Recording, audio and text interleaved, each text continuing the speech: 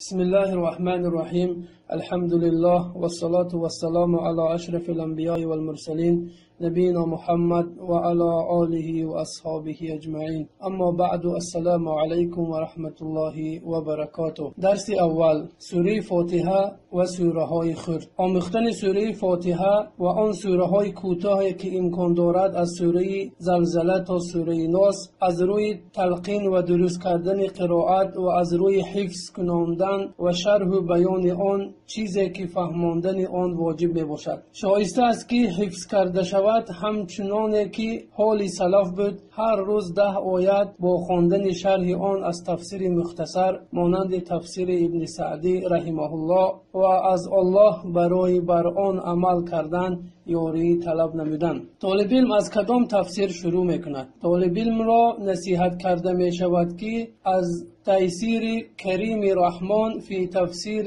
کلام المنان شیخ عبدالرحمن ابن ناصر سعدی الله او را رحمت و مغفرت کند شروع نماید. برای چی؟ یکم برای آنکه برای نصیحت عالمان و به آن اهتمام دادنشان. دوم زیرا آن مختصر است پس مناسب است که آن را ابتدا کننده بخواند. سوم زیرا جمله های آن آسان و واضح است که در آن پوشیدگی نیست. چهارم زیرا آن به اجازت الله بر عمل کردن به قرآن یاری میرساند. پنجم زیرا مؤلف رحمه الله در توحید اهمیت داده است. احکام مردم با همراهی قرآن چیست؟ در برابر قرآن احکام مردم با همراهی قرآن چیست؟ مردم در برابر قرآن با دو طرف و میانه تقسیم می شوند. یکم کوتاه کننده، قسمی که قرآن را ترک میکند و ترک آن به طریق قرائت، حفظ نکردن، به اندیشه خواندن، عمل نکردن، به آن معالجه نکردن.